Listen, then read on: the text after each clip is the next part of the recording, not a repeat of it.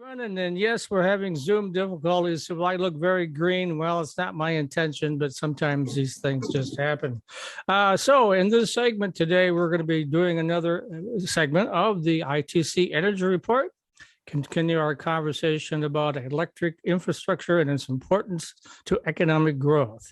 And despite the challenges of the past 2 years, in 2021, Michigan added 396 new franchise businesses and expects to add another 139 in 2022, according to the new report by the Washington, D.C.-based International Franchise Association.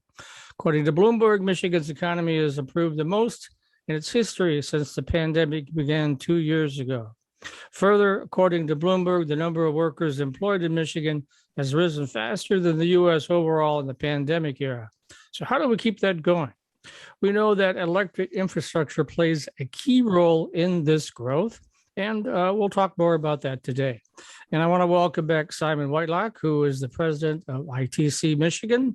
And we've had him on the show a couple of times before, but for any of our listeners, would you mind kind of explaining why we say this to everybody is we know who you are, but a lot of the folks may not know who you are. So go ahead, Simon, take it away. Sure. Thanks, Mike and Matt. Appreciate you having me on today.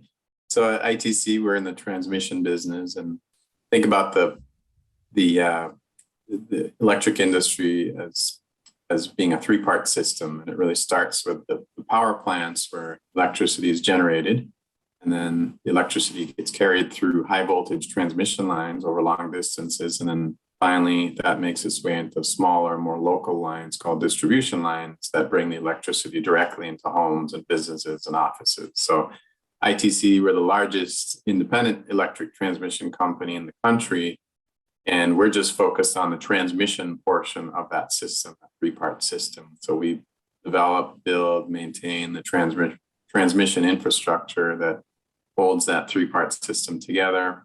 We help move the electricity from where it's generated ultimately to where it's needed, kind of like the highways are for the country. If you think of roads and highways, we're sort of like the highways.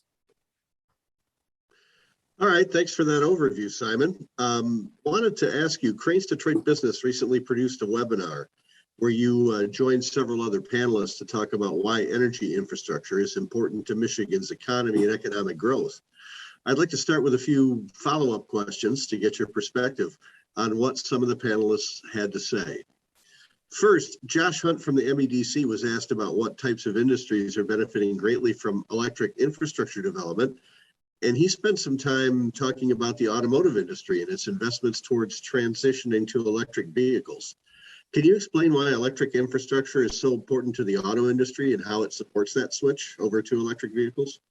Sure, it's such an exciting time. I think this is probably the most economic development we've seen since our inception as a company, so about 20 years. And when we think about economic development and sort of large energy intensive users, those are the ones that are connected directly to the high voltage electricity that we transmit because they're using so much electricity. So we work with the local utilities to make sure that we're providing that direct connection to our system in those cases. And that's traditionally how we've supported manufacturing. But there are other examples of, we don't just support manufacturing, we'll support, for example, Ford with its big upgrade to its headquarters facilities in Dearborn. That was another major project, large energy user. And that's just another example. And automotive is one example, but any large business really, especially those that are energy intensive and are looking for locations that have reliable power because that's so essential to their business. We're making sure that what we do is investing in the right infrastructure right now that's going to be needed today, and also looking ahead to the future growth in the state. And I think when it comes to the switch to electric vehicles, the automotive companies are looking to invest in new technology or new manufacturing around new technologies such as batteries, et cetera. And I think that's driving a lot of the shift in what we're seeing is the new technology is driving the need for new manufacturing. And so it's really an exciting time for us here in Michigan. I'm glad you touched on what businesses are looking for when they choose their locations.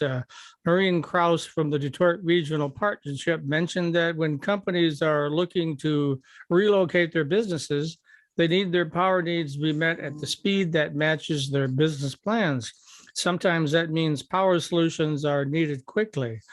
Brian Rich from Consumers Energy then spoke about working towards having what they call energy-ready sites, pre-identified areas with energy infrastructure already in place. Can that energy-ready philosophy also work with the transmission planning? Well, as Brian said, these site developers, they really need some certainty. And not only that the power remains on, but also the quality of that power is reliable. And because it's so important, it's vital to their production processes. So the energy ready site philosophy is a great one, and hopefully one that we can continue to work on with other utilities, consumers, DTE, and the state to be able to attract some of these large energy intensive industries that are on the hunt right now for new locations. And these businesses, or these types of businesses, have really unique needs. So of course, we'd work with them to make sure that we're designing a transmission solution to meet their specific needs, as well as transmission that's going to strengthen the overall grid in the area. Transmission planning is a little bit more involved. It takes years typically for planning and siting and construction. Right now, we're working hard to, along with others in the industry, to make sure that we're really shrinking that planning timeline so that we're ready to meet those needs, because time is really of the essence when you think about these opportunities. So it's from having ready sites to then being able to actually implement whatever the final solution is for the customer at the end of the day. I think time is of the essence, and that's really what we focus on as a company. Matt, you're muted. I know. I will unmute myself. So it sounds like a lot is happening, and even more needs to happen to keep moving Michigan forward.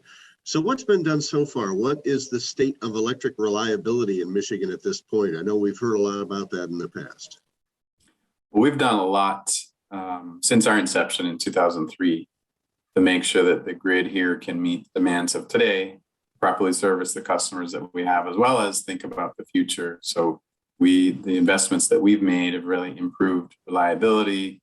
They've lowered electric costs for customers. They've increased economic activity for the stakeholders and communities that we're in. And we've invested about $5 billion here in the Lower Peninsula in these improvements since we started back in 2003. And that's really led to a transformation of the grid that we have here, putting us into the top quartile or top decile when you look at national benchmarking around reliability. So that's a huge plus. That's a huge selling point, especially for industrial customers that are looking to locate here.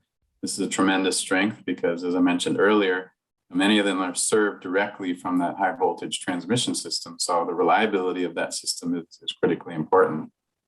As we look ahead to the future, I think today's grid, not only here in Michigan, but across the country, is really designed for the past and the present, not so much for the future, not so much for the major changes that we've seen taking place in the energy landscape. You think about the shift to renewables, electrification that we talked about earlier, not just of vehicles, but of other things, distributed generation, and the weather has definitely had a greater impact. And that's why there's such a major call right now to modernize the grid and really handle this evolution that we're seeing. All right. So what types of major electric infrastructure development is ITC working on right now in Michigan? And how does that work impact economic growth? Well, first and foremost, we got to take care of what we have today. So, maintaining the reliability that I mentioned, that's a key, making sure that the power flows over the lines to where it's needed so customers can keep operating. And our economy is changing. And as I said, the landscape is changing, and it's changing quickly. We've seen Governor Whitmer signed an executive order committing the state to going carbon neutral by 2050. And our utility partners and customers have similar goals. And these are all really, really aggressive goals. And in order to meet them, we're really going to need to add more new renewables to the system. And we're going to have to integrate those into the grid. And we're going to have to make changes to allow us to access further geographies, because when the wind's not blowing and the sun's not shining here in Michigan, we're going to need to be able to tap into areas that it is.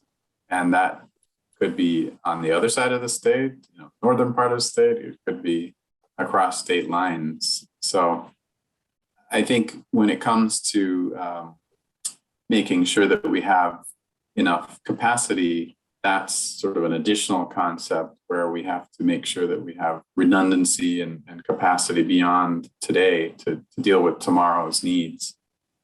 And this year in Michigan, we're actually going to have our largest capital project plan ever in our company's history. And these projects are all geared towards both maintaining reliability today, as well as looking down the road and starting projects that will benefit us for many, many years to come. And a lot of examples here in the Detroit area, where Porktown project and the Detroit Cable project, and these are all great infrastructure improvement projects that not only will improve reliability, but also provide capacity for continued growth in the city of Detroit. And that growth has been phenomenal, as you know, over the last decade. And I think we'd love to see that continue as we move forward. So all of these projects ultimately are to make sure that we have safe, secure, reliable power. And I think together that really contributes to economic prosperity for the state. Okay, so we've got a couple of minutes left here. What else still needs to be done to keep up with Michigan's changing energy landscape to move the economy forward?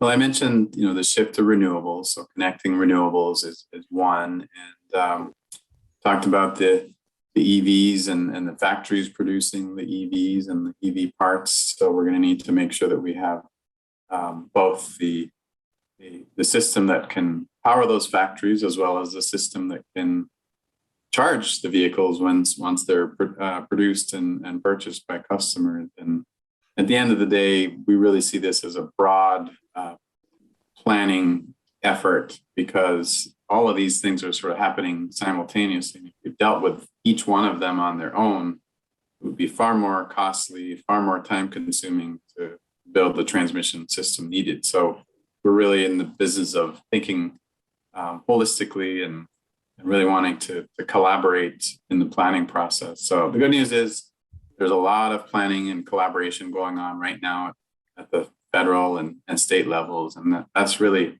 what's needed to get this all done. All right. Well, we are running out of time. Simon Whitelocke from ITC Michigan, president of ITC Michigan. How do folks find out more information? We have a website, ITC-holdings.com.